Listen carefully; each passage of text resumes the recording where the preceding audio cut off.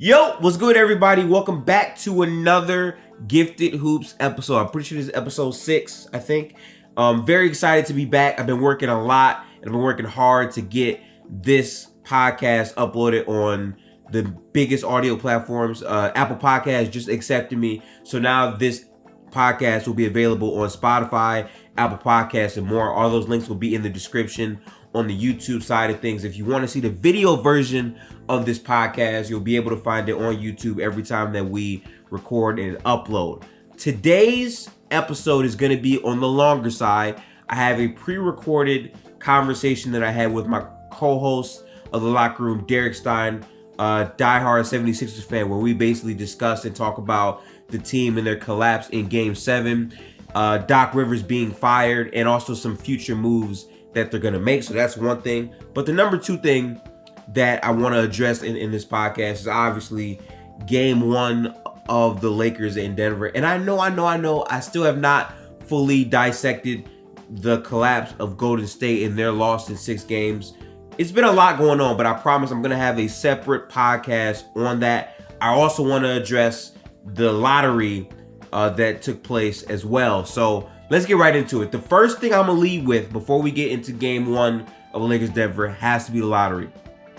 Shout out to the Spurs, man. The Spurs officially got the number 1 draft pick, and they will be taking Victor Wembanyama, most likely. 7'6" guy, just freakish combination of size and skill. And I always said, for me personally, Wembanyama, if he gets drafted by the San Antonio Spurs, the fundamental parts of his game that need work and need improvement, he's going to be able to get a lot of improvement there with the Spurs. Popovich is still coaching, so he's going to get a chance to really flourish in terms of learning the fundamentals of the game and learning how to win the right way. But also, he already has the natural pop and skill and talent to his game already. So the fact that he has that already going into the league is going to be great. But now the inside stuff in terms of rebounding the ball properly, consistently scoring in the paint, getting to the free throw line, playmaking for others, playing winning basketball in the system. I think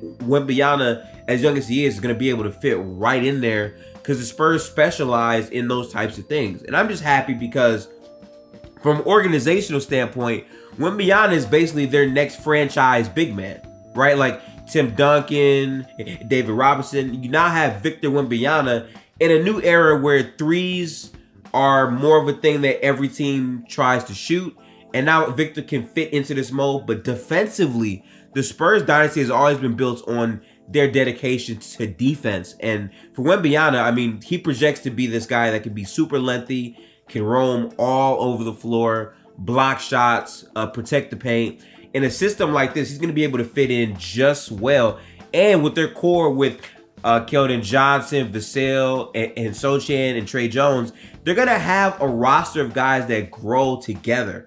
So I really like this for Wembanyama. I do think for his development, the Spurs is probably at the top of my list. I do think some other teams I think would also been interesting. Like if Wembanyama landed for the Orlando Magic, I thought that would have been a freakish combination as well. But in terms of having the coach, the system, a winning franchise that for the most part is pretty stable outside of some, bad decisions by the front office in the last 5 years, I still trust the Spurs dynasty to raise Wembanyama in the proper way for his success for his career. And that's ultimately what I cared about. So that's pretty cool. If you are a Detroit fan, I'm for Detroit. It sucks. 5th pick. I'm pretty sure last year things did not go the right way. The Rockets got the 4th pick. Charlotte almost got that number 1 pick. And it was going to be very questionable. Charlotte's the number 1 place I did not want Victor Wembanyama to go.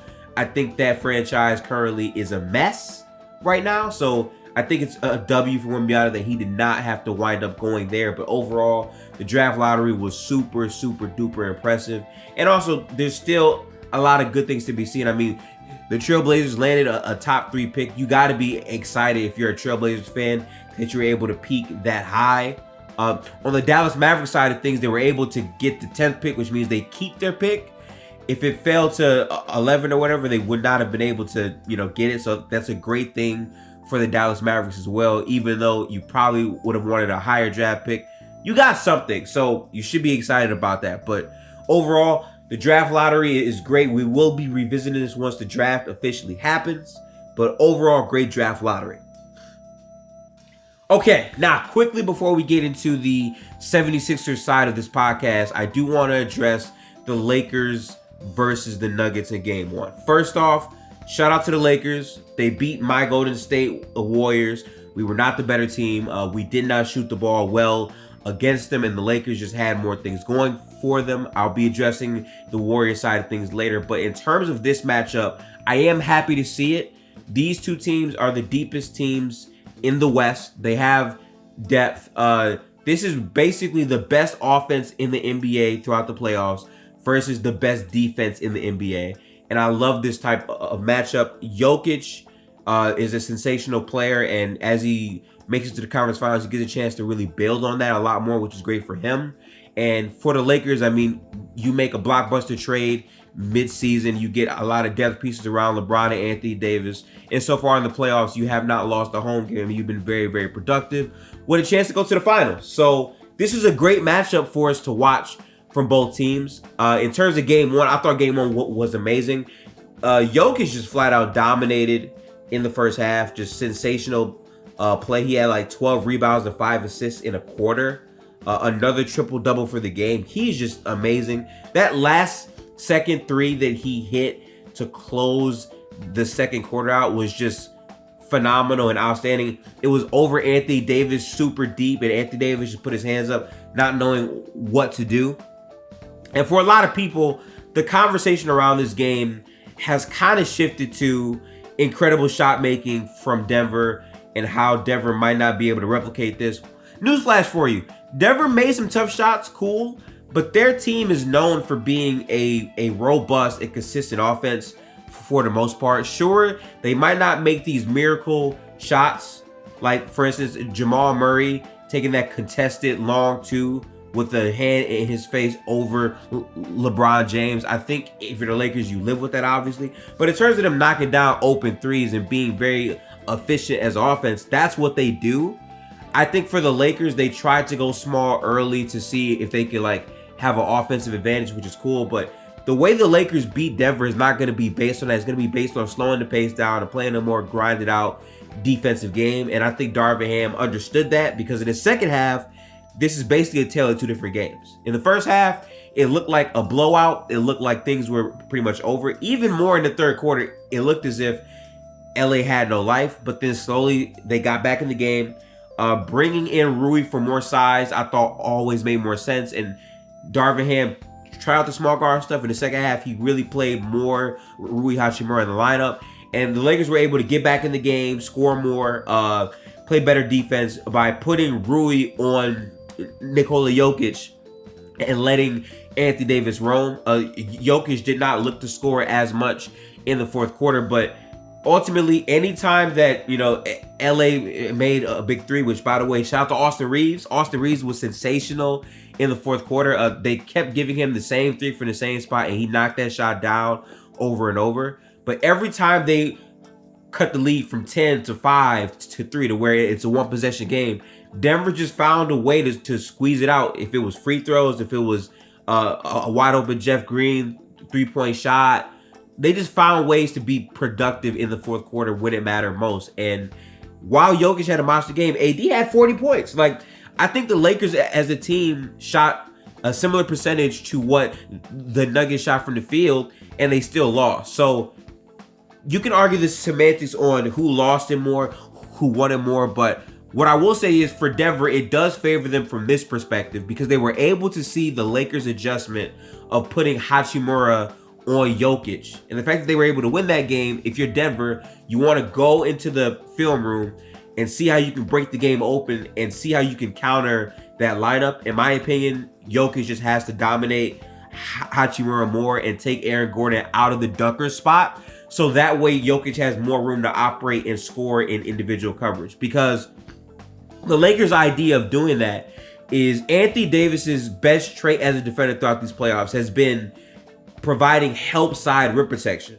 So by having Anthony Davis not centered on Jokic, he's able to do that more, and it raises the defensive floor and ceiling of their team a lot more. But I do think at a certain point in the series, it's going to come down to Anthony Davis playing excellent isolation defense on Nikola Jokic down the stretch and during the game. Obviously, you don't want to do that for the entire game. I get that, but I do think at a certain point it's going to come down to that specific matchup.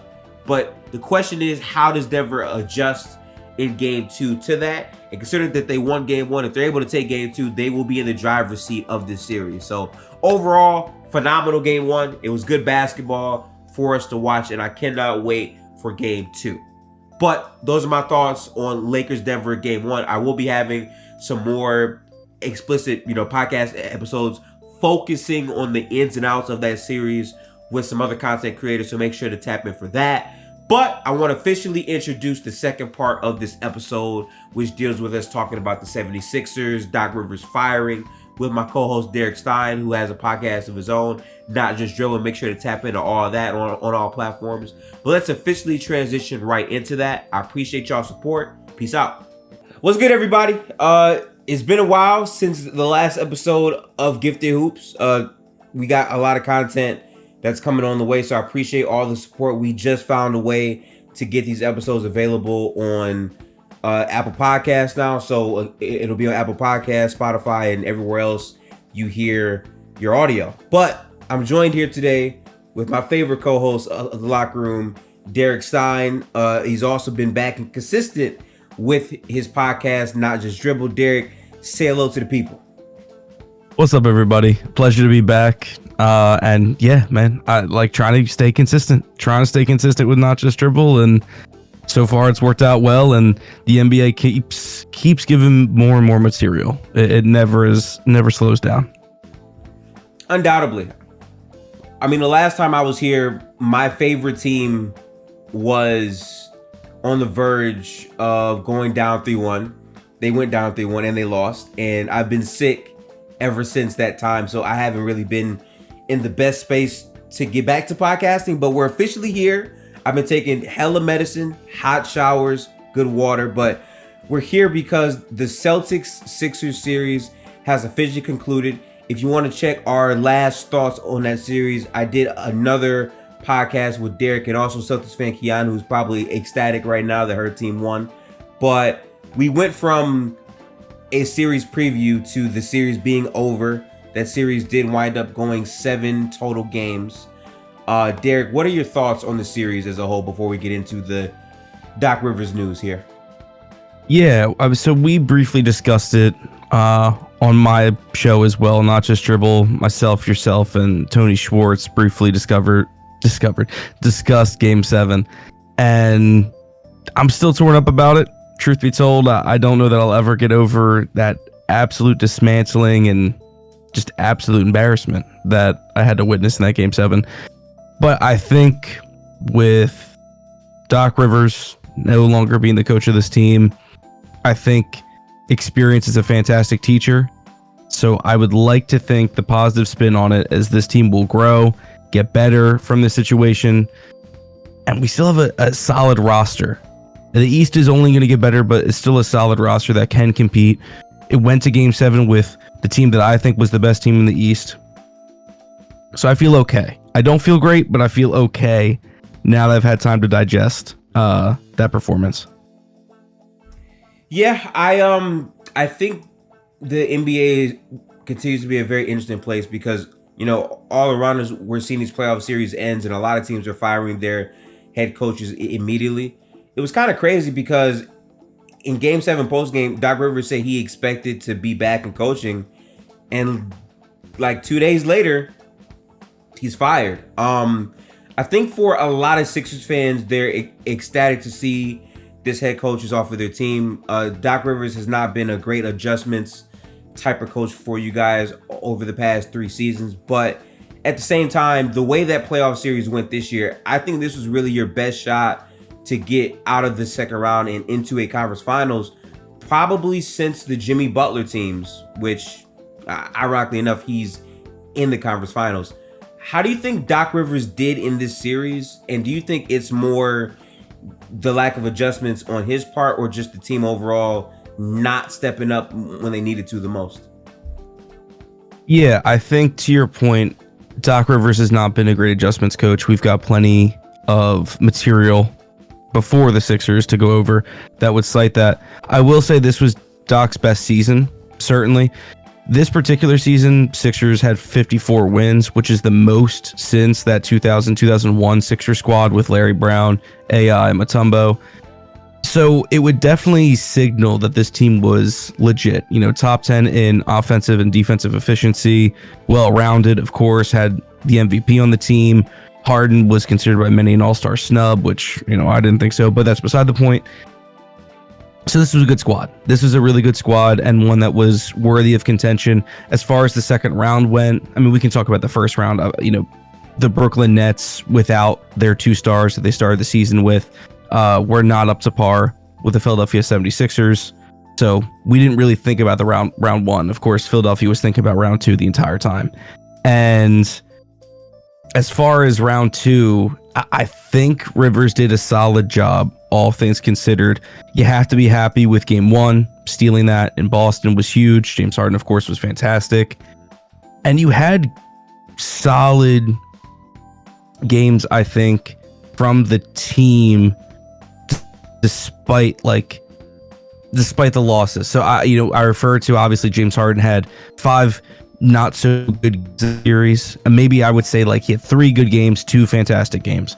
But of course the Joel Embiid injury, which that's certainly not Rivers' fault. I know that's going to be disputed because he put up 30 points a game while on that injury, but he wasn't playing at 100%.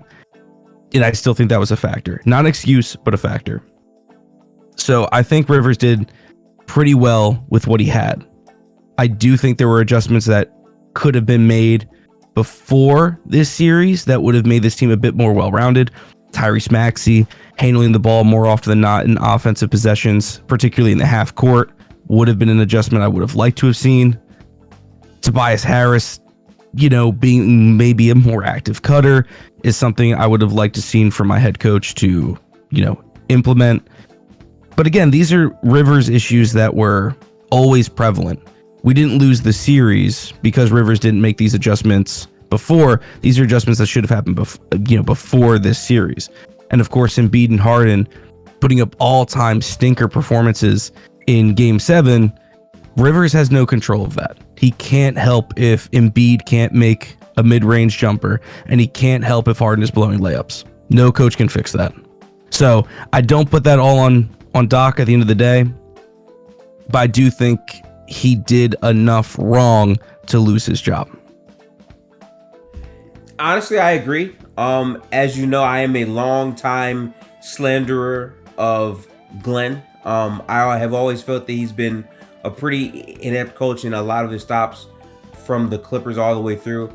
And I've kind of been of the mindset that like his name holds weight in the NBA in terms of his 2008 championship, even though his stops ever since then have not been great. I kind of just think Doc Rivers is at a point to where he might just be done coaching in the league, or potentially be done coaching for teams that are trying to contend. What do you feel about Doc Rivers' history as a coach historically, and even like right now in the modern day? Do you think he still has what it takes to still be a good head coach in the NBA? I don't think he's, completely outdated. Right. I don't think he's a relic that shouldn't be touched by any staff.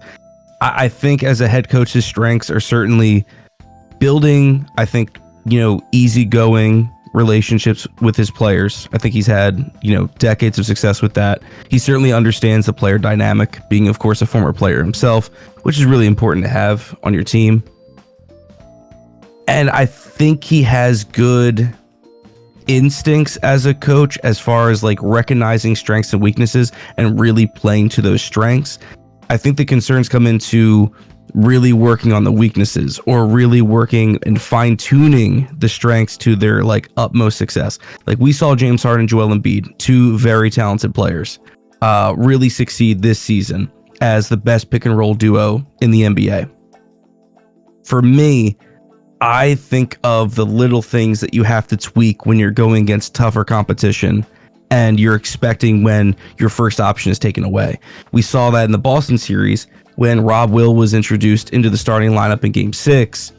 Now you're taking away the short roll game, and Embiid is going to face more double teams because they're going to help off of PJ Tucker. But instead of a low man being a guard or a wing, it's now Rob Will, who's like 6'8", 240, a much bigger body, and a much bigger wingspan to deter passes. So like those are the things you need to prep for in the regular season, because it's not like Rob Will just magically appeared in this playoff series. He's there the whole time. So you need to kind of like plan ahead. And that's something that it feels Rivers has struggled with over the course of his career, whether it's been in Orlando, the Clippers, Boston, wherever you want to fit, Rivers has had these kind of issues. So I think he has a place in this league. I think he's going to take some time off. Most coaches do after like the initial firing. I do think there's going to be some interest. The team I keep hearing that people want him to go to is Detroit. And to me, I'm not a huge fan of that, considering Dwayne Casey, I think, fits the mold of what Doc Rivers brings more often than not. So like if you're going to go off and leave the Dwayne Casey experience and then go to Doc Rivers, I don't know how much of a ceiling raising that really is. I think it would be good for a young team. I think you'll look a lot look better. You'll get 40 plus wins or something like that, which would be, obviously really good for Detroit. But I don't know that that's what you want for the future, right? Because Detroit is thinking not next year. They're thinking probably closer to 3 and 4 years from now. That's really where their path is. So I don't see the fit. I think he'd be an amazing assistant coach somewhere, but I don't see that happening. I don't see him accepting that role. Yeah, I don't exactly know what his future will be, Derek. I 100% agree. Like, I don't think that he's a terrible overall coach in terms of he can't coach basketball, but I feel like if you're trying to win a championship, Doc Rivers cannot be your lead coach. I think he's more of a guy that can get you through a full 82 game season and build good ties to players.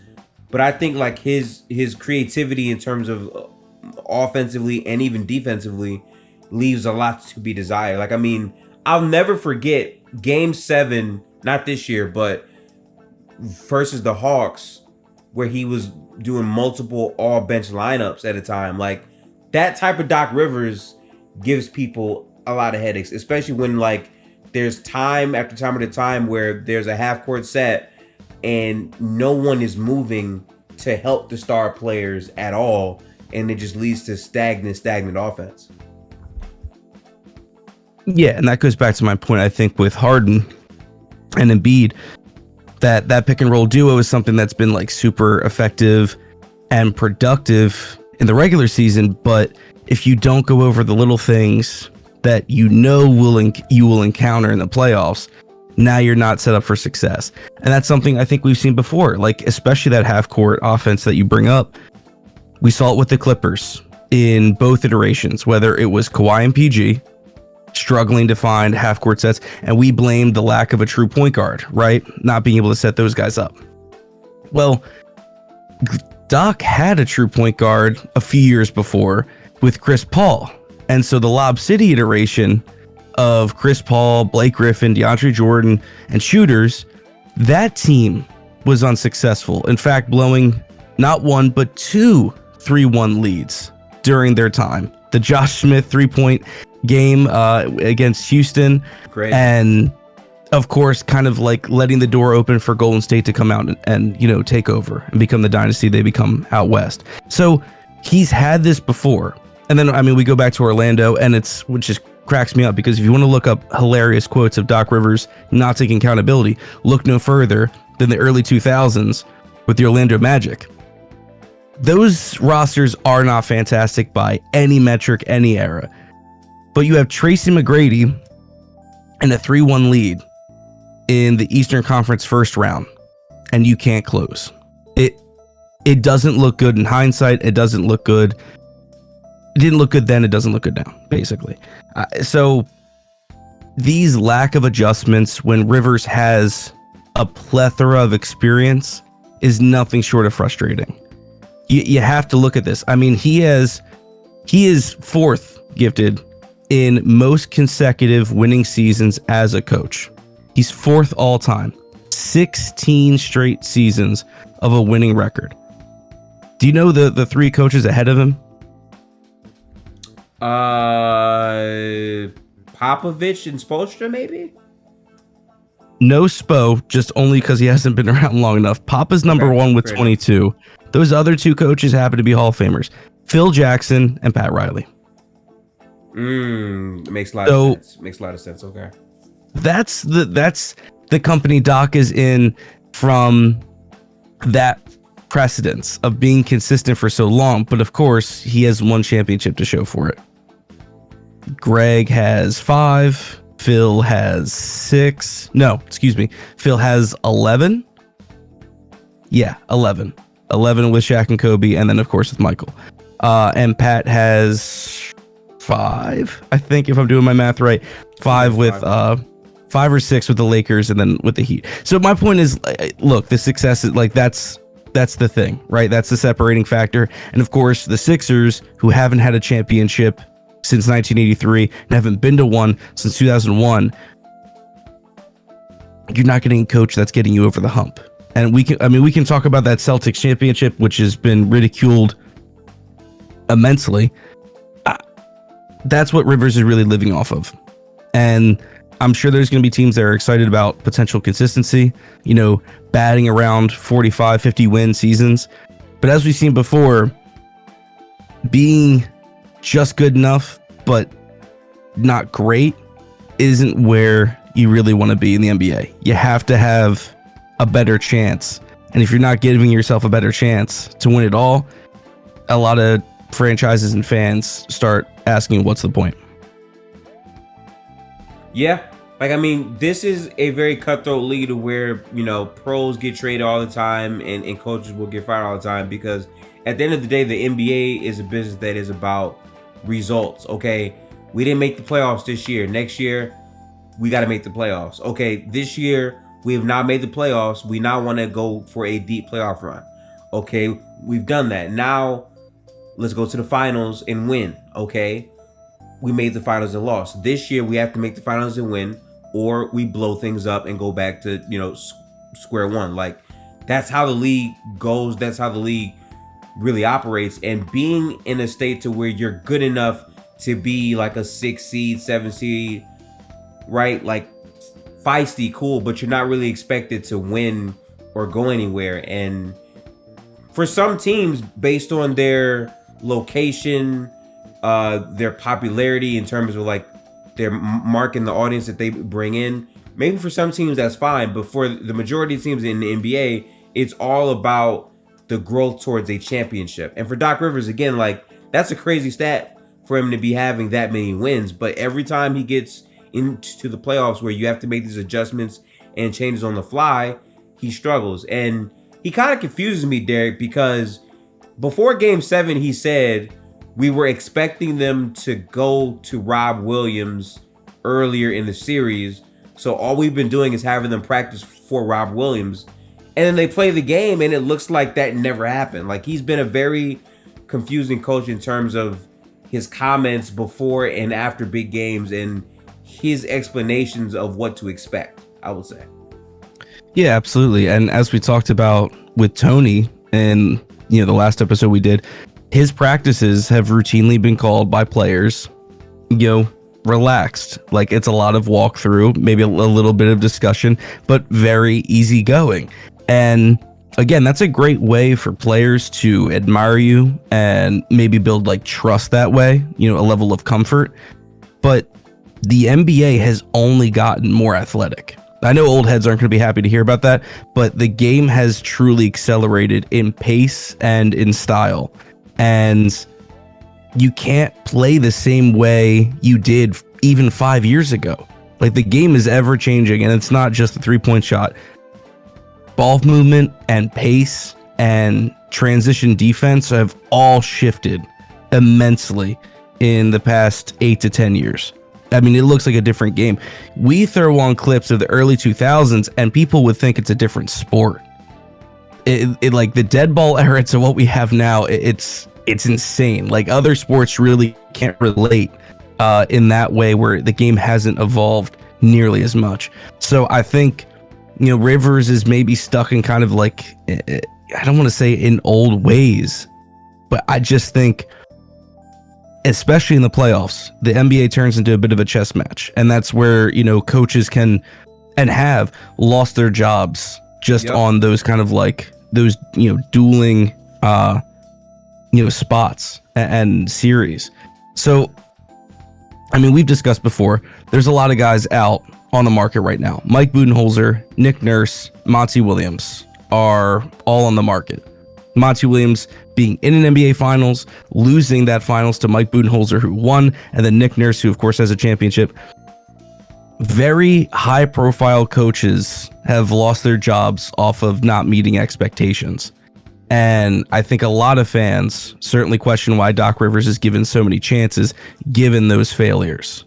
And so the NBA having, kind of a short leash, so to speak, for coaches is nothing new. But I think that this particular year, it feels like a lot of franchises are kind of hitting the panic button. I think part of that is because they sense a great deal of parity in the league. Golden State, of course, losing the playoffs. Sorry, Gifted. That feels like that's opened a bit of a door in the West. And as far as the East, LeBron's no longer here to dominate. And so the East kind of feels open as well. Because before Game 7, many people were calling the Boston Celtics frauds. Right? We were amongst them. We saw the fraudulent tendencies. Then you have the Bucks, of course, losing in the first round. That's shocking. The Heat, yes, they're in the ECF and props to them, but this entire regular season, we didn't take them for anything. We didn't take them as legitimate contenders, I should say. We didn't take them as serious final contenders. They'd be a pain in the ass as a round one matchup, and usually nothing more. Like, that's what we thought. So if the Heat ever get their shit together, as far as having like a real competitive roster, it's probably a whole problem for everybody. But there's no one player dominating. There's no LeBron. There's no MJ that just kind of clear a conference out. And there's no dynasty seemingly right now. So I think a lot of teams are kind of like, let's get up out of here. Let's retool, reshape, and then we could be the next Golden State. I think that's what a lot of franchises are thinking right now. It's weird, Derek, because there's a all the coaches let go, I think, outside of Nick Nurse, are all coaches that have had problems with making those adjustments. But in terms of creating a system that is consistent throughout a season and like having that body of work, these coaches have it. I mean, Bud changed the future of everything Milwaukee did as a system greatly before him, right? Doc Rivers, the system that he was able to institute in Philadelphia that led to a lot of regular season success. Monty Williams quite literally coached one of the best teams ever, like the 64 win Suns. Like they were a elite team in the regular season, but all those teams at a certain point in the playoffs fizzled out due to the lack of change or chinks in the armor of their system. So to me, I'm trying to think of the coach that best fits Philadelphia. In my opinion, I think Nick Nurse is probably the most flexible coach, who has his flaws for sure, but he's willing to throw things at the wall until they stick. Especially, me being a Warriors fan and seeing how game to game he was making adjustments over and over and over, trying to match us. I think that translates well to the playoffs, but in terms of him having a consistent system to rely upon during the regular season, I think you can challenge Nick Nurse on that. Right. And so I'm glad you mentioned Nurse, because he's definitely a candidate Philadelphia is actively looking at, but one I highly respect and have considered to replace Doc for a couple of years now. I think with these coaches, first and foremost, we should be saying being an NBA coach, let alone an NBA head coach, is a very difficult job. Very difficult, yeah. There's obviously a lack of job security and consistency, but you can do a very fantastic job, have a couple bad bounces, have bad injury luck, or unforeseen circumstances. You lose a series, and then now your reputation looks completely different, and you have an entire media conglomerate actively waiting for you to fail so they can talk about you. And very rarely will they talk about your successes. I mean, that's the truth of it. And there's many jobs that have that kind of thing, but NBA head coach is just so prominent that I feel like we should at least stress that, because Coach Bud, Coach Monty, Coach Rivers, and Coach Nurse have had success in the past, and despite any flaws they may have, has still been successful in this league. For Nurse, I feel like I give a ton of credit and leeway to what he's done in Toronto, because we look at after the championship with Toronto, which again we should acknowledge there's definitely some luck that favored the Raptors with obviously the injuries to Golden State, right? If that Golden State team is completely healthy, many people believe that is a completely different outcome, and I am one of them. But you get the championship in Toronto, things go well, Kawhi leaves. It's like, okay, now we have to kind of reshape and retool. Our franchise cornerstone that we traded for Kawhi is also not here anymore. So you had an incredible thing with Kawhi, but now you have to kind of go from there. And they were competitive, but they had to find a new identity, and they had to replace 28 points per game. That's not easy to do. And then, of course, we have the COVID year. COVID hit Toronto harder than any other team in the league, bar none. They were not allowed to play in Canada. They became the Tampa Bay Raptors. So imagine leaving your state, in this case, leaving your country, playing somewhere completely foreign to you, having to stay there, and then dealing with just terrible injury after terrible injury. First, it was Fred VanVleet, then OG Anunoby, then Siakam. So you never had your next three best players healthy consistently for the season. So I look at all the troubles that found them, and I say, like, they did really well with all the BS that followed them. They still were successful. They still pushed every team to the brink, and no one wanted to play them, which I think is certainly a sign. I mean, we say it all the time with the Heat. We just said it in this podcast. Spo and the Heat are not a team any other Eastern Conference opponent wants to see. Not in round one, not in the play-in, and not in round two. They know they're going to be a pain in the ass. So I give a lot of credit to Nurse and his staff for that. As far as Nick Nurse's success, he clearly is a defensive coach. He's made it work with some defensive juggernauts before. Philly has the potential to be something like that. We obviously acknowledge Joel Embiid, one of the best rim protectors and overall defenders in the NBA. PJ Tucker, I still think, is an above average defender despite his age. DeAnthony Melton, we've discussed before, one of the best perimeter defenders in the NBA. So there's some pieces. Then there's some other pieces that don't really fit his system. They would be James Harden, Tyrese Maxey. And James Harden really, to me, is the deciding factor. He has a player option this year, and if he declines it, like a lot of people are thinking he will, he goes to the open market. Philadelphia can offer him a good bit of money, but so can the Houston Rockets, who have been, for I think the better part of 2 months, had come up in conversation as a landing spot for Harden. So if Philly doesn't have Harden by the start of next season, that completely changes who I want as a head coach. Because it's not like Harden declines a player option, he leaves to Houston, now Philly has all this cap space. They don't have the cap space to use. It's Harden or bust, essentially. So if you run it back with Harden, I don't know that Nurse is the coach I want for this iteration of the Sixers, because it goes against his game plan and what he wants from his team. And as we've also seen with Nurse, he has a tendency to play players high minutes. James Harden, Joel Embiid are not guys that have any interest in sustaining high minutes for an entire season. So those kind of philosophies probably don't work with Philadelphia, despite the good things I think Nurse can bring to this team. Well said. It's so difficult, right, Derek? Because what people don't think about in coaching is talent matters significantly to how successful a coach can be, right? But at the same time, talent that fits what a coach wants to do is extremely, extremely important to that coach having success. And I think, as we stated, Nick Nurse is a more defensive-minded coach who also has a tendency to not really trust too many players on the roster. I mean, he was running like a 6 to 7 man rotation and playing guys 40 minutes a game this year and last year. So like for him, it's really going to have to be something that he trusts, that he caters to for him to, have faith in it. And while that doesn't bode well for a regular season as much as these other coaches, if he's able to get into the playoffs with that talent, his adjustments will shine through and he will be emotionless about what has to be done.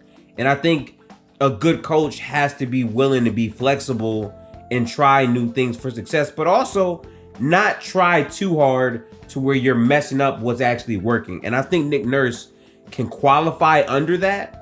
But as you said, if you keep James Harden on this team with Joel Embiid, I don't know if Nick Nurse is going to get through to those guys and if his method of coaching is the best fit for Philadelphia. Only thing is, I really don't know who would fit better outside of my personal pick, Mike D'Antoni. I obviously say that because D'Antoni and James Harden have a great relationship in terms of basketball, but also I think the biggest issue with your team, Derek, is the offensive consistency. And I think you can say a lot of things about what happens with D'Antoni, but his offensive system, I think, would flourish with these two players.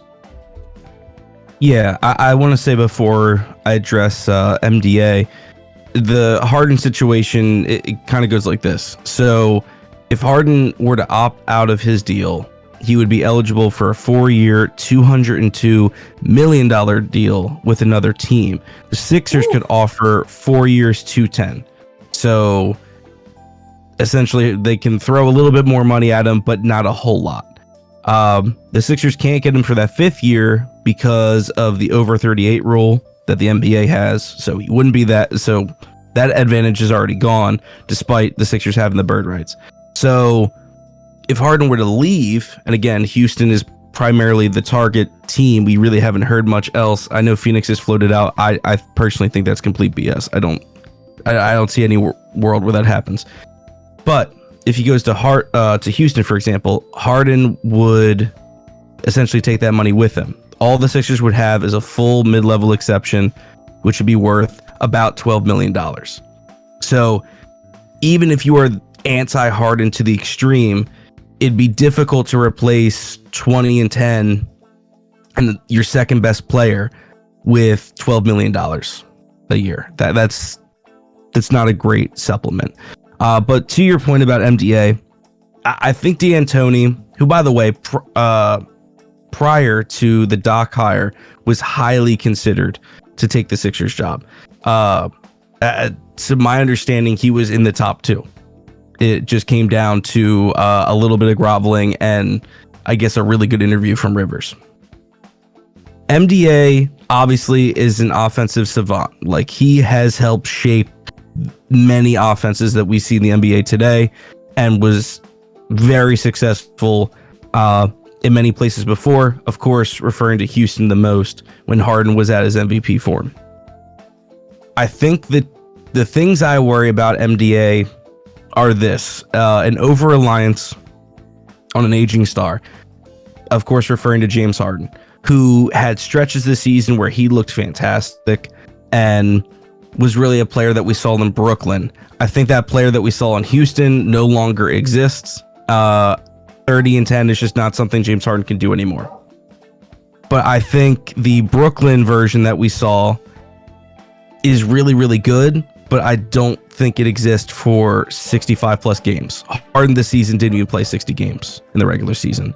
So I think that is going to be kind of gone as well. My other quarrel with MDA as the coach, he has a very lax relationship with his players and scheme as well. Houston did not have a ton of strong culture, like did not have a lot of mental toughness at times. And I think that really can dig on this particular team, where, as we discussed before, Joel Embiid and James Harden are not vocal leaders.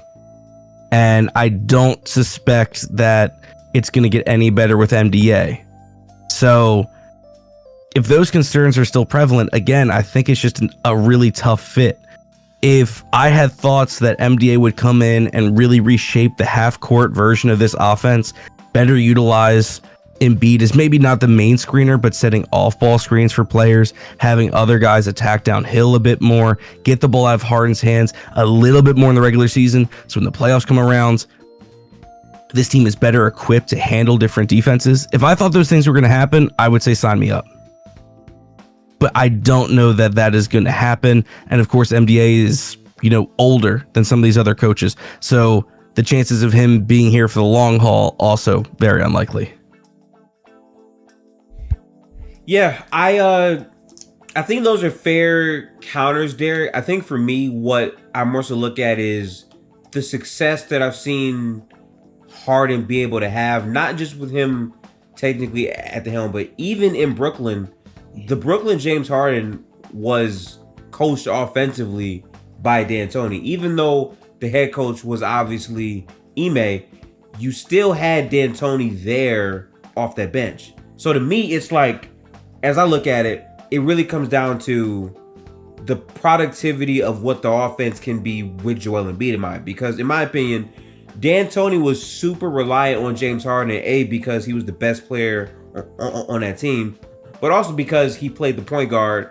And I don't think they really had a player of Joel Embiid's skill set utilized in that type of system, which would make me think that the offensive principles of what they're doing while they go through James Harden and Joel Embiid would be elevated at a much higher level, which would raise the floor of this team for success.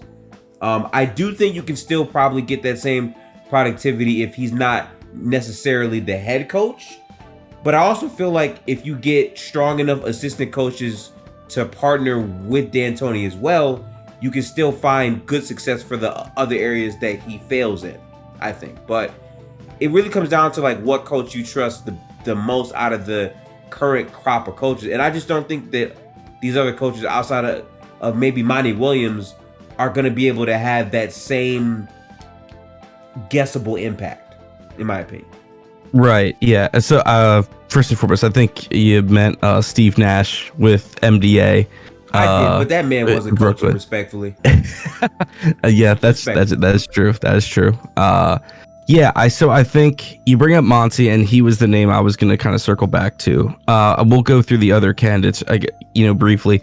There's other guys up for consideration that are less proven, and those guys, for instance, are like Kevin Ollie, who has been a name thrown around a little bit.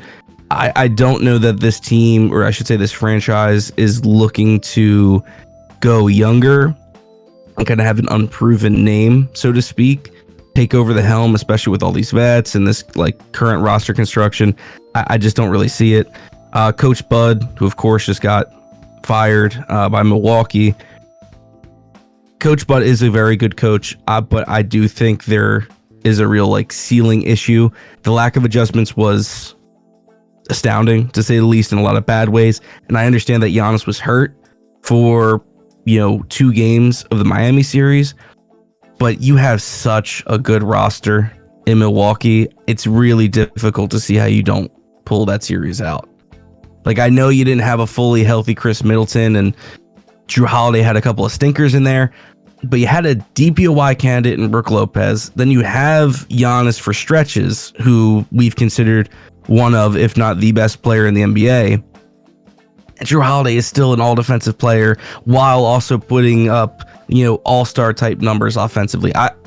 With a good bench, I couldn't really see why Milwaukee still couldn't pull that out. It was a huge disappointment for them. And I think Coach Bud is a really good floor raiser. I think ceiling raising is another concern of his. I'm 1,000%. I'm sorry, but I 1,000% agree with that, because it's like Bud had a great roster, and every year his adjustments came into question. I will give him credit. The year they won the championship, his main adjustment was taking Giannis off the ball in fourth quarters and letting Chris Middleton and Giannis work off of each other naturally to close out the game. But this year, recently, instead of doing more of that, Chris Middleton was more off the ball and Giannis had the ball, and they just had like a putrid offense that just threw up all over itself. So I really hate taking Bud and then imagining him on this team where the clear issue was a lack of, changes and adjustments, and I'm not sure if he would really provide that alongside James Harden and Joel Embiid. So yeah, I completely agree. So it does kind of narrow itself down to names we've already discussed and Monty Williams. So as far as Monty, and I've said it before, Monty should still be coaching right now in Phoenix. I don't understand the idea that this particular season was a failure. Disappointing? Sure. Yeah, you could say that. Kevin Durant, Devin Booker not getting to the Western Conference Finals is disappointing. But this team was not a full team. Chris Paul, for one, was hurt. He wasn't coming back. And we, have our opinions about Chris, especially at this stage in his career. But losing your starting point guard matters, regardless of what they still are at this point. DeAndre Ayton. I mean, if there's someone on fraud watch, it's DeAndre Ayton, who, by the way, Monty didn't want to even pay. But outplayed by Jacques Landale for a whole series. Truly. Absolutely. Landale, is now embraced by Phoenix, but the fact that he stole a starting job from, a near max center, it's gross. So Ayton's future is certainly up for question, but the fact that you have a player you don't really want and a player you probably want but is hurt, and then you have this bench that's just simply not deep enough. It's just not constructed to win it all this year. So I'm sure people think KD and Booker are getting excuses, but realistically, I think it's next season is really your title window where you get to refine, and you probably get a player that just wants a shot at a ring that can actually do something for you to join Phoenix. And then you can really figure out your starting lineup and get to your 7-man rotation that Williams probably wanted. But he doesn't get that chance. And I understand ownership wants kind of their own group. But I just have a lot of trouble kind of coming to this conclusion that, adjustments was the reason they couldn't move on. I don't see it. So the fact that Monty is available to me is huge. He also was my immediate replacement when Brett Brown lost his job, because for those who don't remember, Monty Williams was the assistant coach here in Philadelphia before he got his job in Phoenix, and was a huge spearhead to the offense that Philly had. And again, credit to Brett Brown and the rest of the coaching staff, but Philly had a really good engine here for the season that Monty was here. And to me, it just made perfect sense for Monty to slide in right after Brett, because he was a vocal leader on the sideline for a lot of these guys and is a huge difference maker. So I think that for him not to just get the job right off the bat was disconcerting, to say the least, but he's right here for the taking now. So I think he makes the most sense for what you have, especially if James Harden stays on this team. If James Harden is gone, I think you really have to start looking at something closer to a rebuild, because the expectations for this team have to drop. Again, I'm not a huge James Harden fan, but Maxey isn't replacing what Harden did. And $12 million with this exact team is not going to be the same title contender, barring some absolutely craziness from the rest of the East. Yeah, I think that that's such a tough spot to be in, and I quickly just want to clarify before I speak here.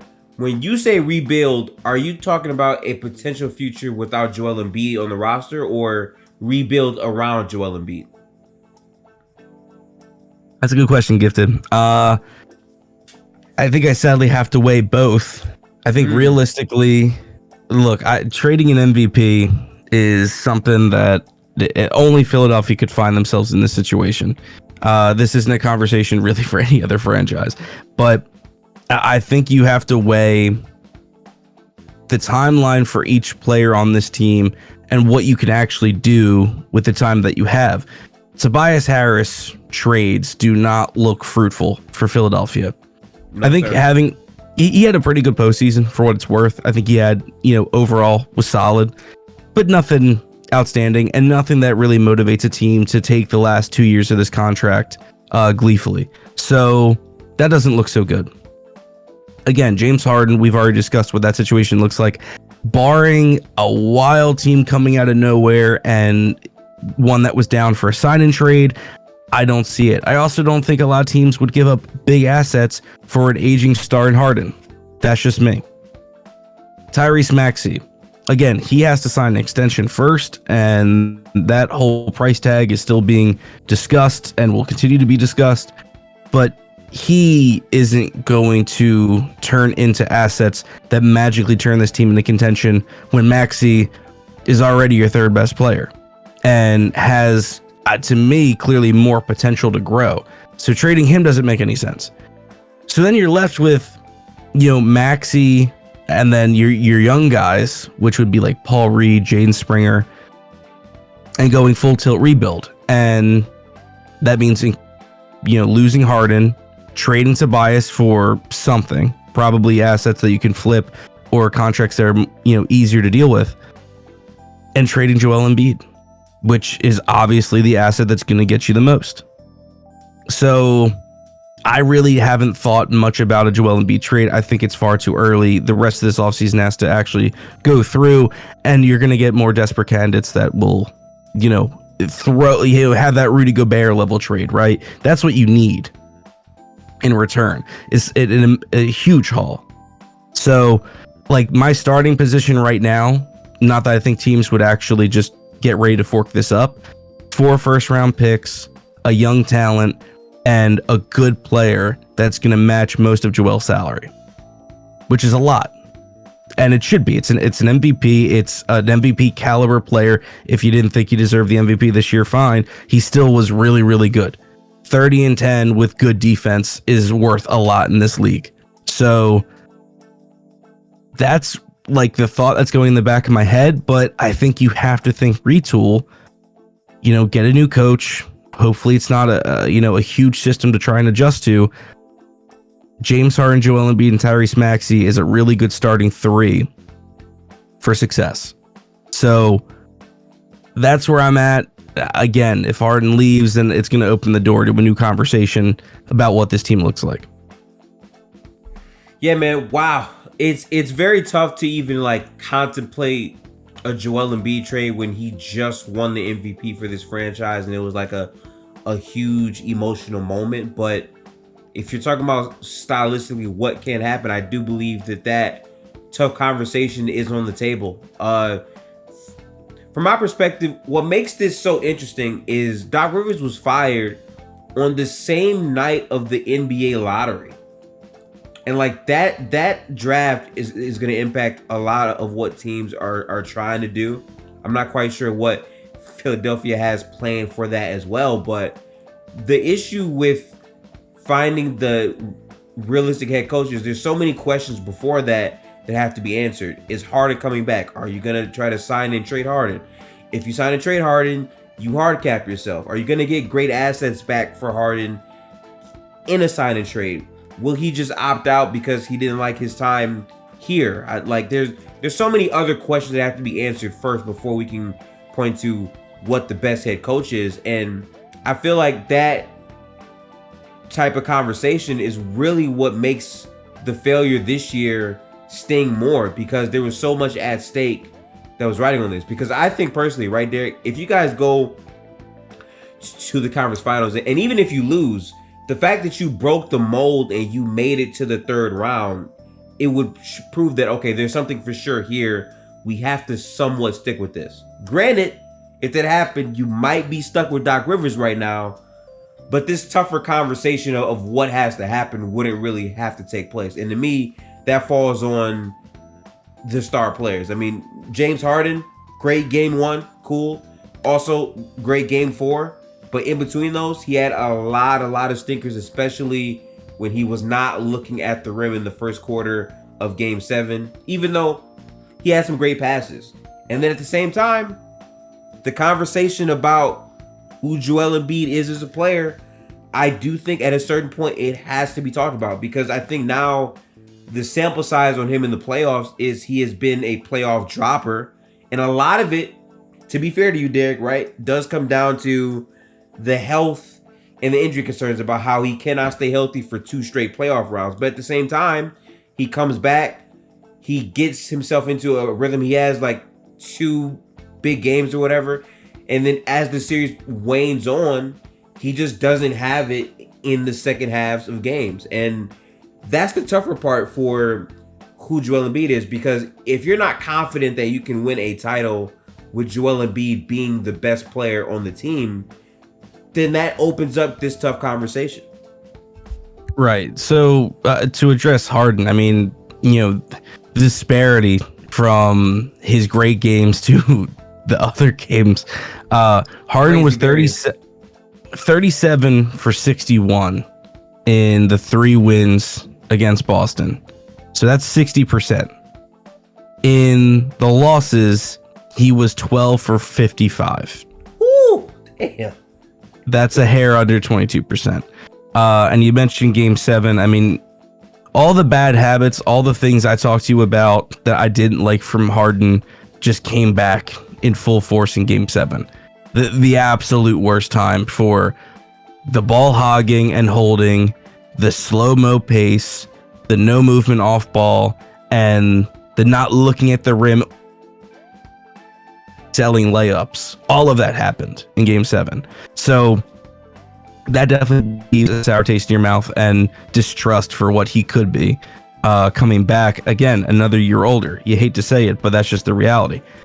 As far as Joel Embiid, Embiid is such a weird case, and I'm sure we'll have an individual discussion about him eventually. But the thing about Embiid, what is so hard to tell, non-Philadelphia fans, or maybe people that just haven't followed the team as closely, there is an absolute ton of freak injury luck. In this case, bad luck for Joel Embiid in the playoffs. I cannot stress that enough. This is not an excuse, but these are the realities that Embiid is not playing at 100% in all but like 2 series in his career. He has had freak injury after freak injury, whether it's having to wear a face mask because part of his face broke because he ran to Markelle Fultz. It's having the odd landing this year where he tried to stay up and didn't because he didn't want to fall into a cameraman, and he has the LCL.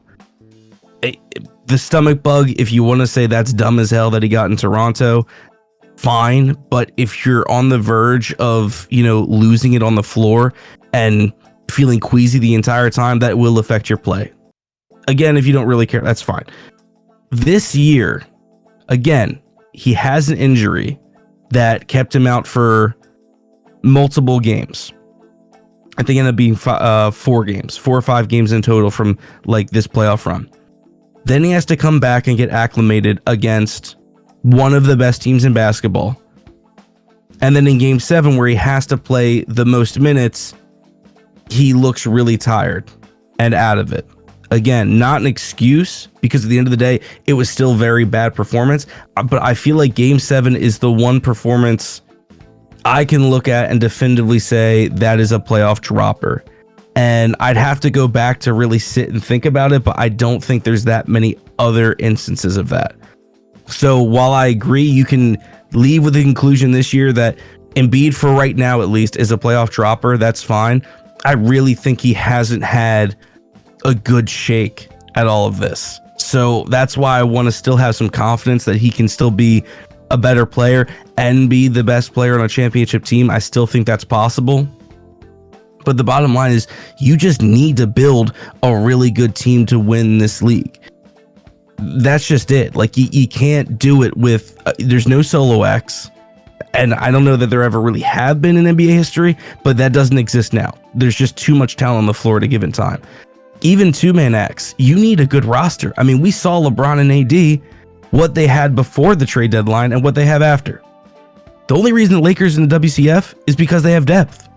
It's not LeBron, it's not AD. AD has been a generational defender this whole playoff run, and I get LeBron is, probably the second, if not the best player all time, but he hasn't been this entire season. It's because they have depth and they have players they can count on. And again, like the Sixers didn't really have that this time around. You can say in game 7 they kind of showed up, which is sort of true, but Melton was not hitting his threes. Tuck, we know exactly what he is on offense. We know what the hell Tobias Harris is, because that's 2 points in game 6. It's not enough. So, again, Embiid has a ton to prove, has so much to apologize for as far as this playoff run, but I still think the hope is there. He's 29 in his prime, and we know what you can get with a prime Embiid. You just need better bounces of luck your way to actually get a legit chance.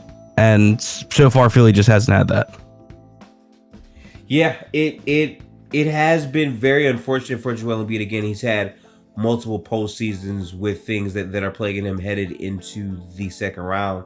And it's just hard to gauge because, again, like if you go back to the Hawks series, right? Like he had games where he was giving them 40 points on a torn meniscus, but he also had games in halves where it's like, where is the same Joel Embiid that just had 40? And that points to, okay, well, he fought through the pain of this particular injury here, but then in this place, it might have completely overtook him, or if he's getting double teamed, he's not making the right passes fast enough. Like there's facets to where it's 100% the injury, and it's also 100% him as a player with his shot chart and profile. But the issue is like, we can never come to 100% I know this is on him, his performance, and also how he's being utilized by the head coach. Like it's never a clear answer. And I think that part of it is what makes it so tough to try to build around Joel Embiid. Hopefully he can turn it around though, but that's kind of where you are right now. Like, do you keep trying to make this work? I think you at least give it at least one more year with Joel Embiid, I think personally, because he's just that talented of a player. I don't think you move off of him off of this loss. I think you have to at least try to build, as you said, a good enough roster to give him a real chance and see if this postseason injury luck is going to continue on with him. Yeah, I mean, it's difficult to envision the perfect offseason. Again, I think there's a lot of moving pieces that could still happen that completely changes how, we adjust and should adjust this offseason. I think if everything stayed the same, you bring in a head coach, just for the sake of it, we'll say it's Monty, and you run it back essentially with this roster. I think you look for a Tobias Harris move, and you probably attach the seconds that you have. I think you have access to like 2 first rounders potentially to trade this year, and see what the market holds, see what that looks like. It's an ugly contract, but it's not as ugly as it did last year. So maybe you can get something for that. And then I think you give it a real shake, because you have to bear in mind, Harden, for all of his flaws, you've really only had truly for a year. You got him, at the deadline last year, and it wasn't like a complete shake. So I feel like 2 years with Harden, which what it would be, I think is good enough to build a relationship. Embiid can still improve this offseason. He is far from a perfect player, so there's more for his game to work on. And then I think you really bet on Tyrese Maxey taking another jump. I think he took a solid jump this year. There's more to be done, but I think you have to run it back one more time. And then if it's a failure again, realistically, Embiid just asked out. You don't have to worry about, shopping him. I think he just asked to leave. Yeah, that might happen. I think you just say, like, he'll be 30. He'll be, this would have been what? At least, if nothing else, the 5th failure as far as the playoffs. Like, a conclusion you didn't, want to get to. Barring a finals run. That's just it. And I think that was what we discussed before, is like Rivers only keeps his job if they end up in the finals. Hell, I mean, even if they lose the finals, he might not have kept his job. But that was the only way you can guarantee some job security. Yep. So next season, if it's pretty much it's finals or busts, again, in a lot of ways. And it's not just for the coach. It would just be for the players, because that's all the more likely Harden walks and goes either somewhere else to chase a ring for, something, or more likely ends up in Houston, and gets to just enjoy the city he clearly loves and, ride off into the sunset that way. So it's so many more questions for Philadelphia to answer, but Glenn Rivers is no longer the head coach, and Philly fans, including myself, can certainly no longer use that excuse. That has been valid for some time, but now I can't blame Glenn anymore. Yeah. Definitely the future of the Sixers is going to be definitely interesting, Derek. I can't wait to continue having these conversations because, again, we're still in the middle of the playoffs, so these answers and these conclusions aren't going to be found until after the postseason is officially concluded. But I can't wait to continue having these conversations with you at times, even on your podcast, not just Dribble. Feel free to plug your podcast to the people one more time before we get up out of here. Oh, appreciate it. Yeah, I mean, you just said it. Yeah, not just Dribble. We've discussed quite a bit of the NBA thus far. I would like to, dip my toes in the water with WNBA content as that's rapidly approaching this week. So that's exciting. That's exciting. Shout out to the Liberty Aces. They just got a little suspension for Becky Hammon. So 2 games for their head coach being out. But yeah, so I'm excited. Basketball is still alive and well, even if the Sixers aren't in. And we have a game to look forward to tonight with the Nuggets and Lakers. So, I guess for Felix's sake, I'll try and support the Lakers. But it should be a good game either way.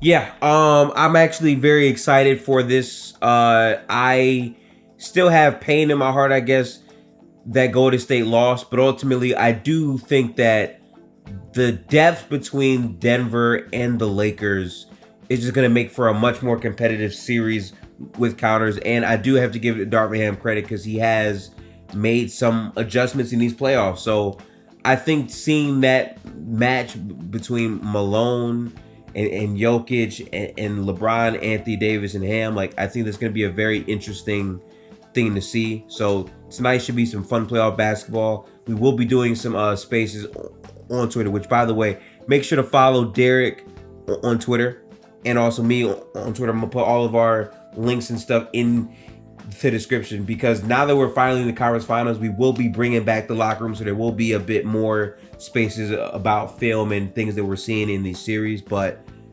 as always, Derek, I appreciate your presence and you coming up here on the podcast. I'm still trying to gather my own consistency with Gifted Hoops here, but I appreciate anyone that's listening. Again, this podcast is available on Spotify, Apple Podcasts, and everywhere else you consume podcast like content. It's also available on YouTube for the video version, so we appreciate any support that we can get. So 5 stars, like, comment, subscribe on YouTube and all that stuff. But I'll catch you guys in the next Gifted Hoops video, and I will be having a moment where I just fully breathe in, Derek, and reflect on my team and our failures in the future of those things. That will be a specific episode. I'm not ducking no smoke. I just want to make Golden sure State I funeral. gather my thoughts about it. Exactly. Yeah, gotta prepare the eulogy for Golden State. Absolutely. Yeah. Well, peace out, people. Have a good one. I'll catch you guys in the next episode of Gifted Hoops in the next coming days. Peace. Peace.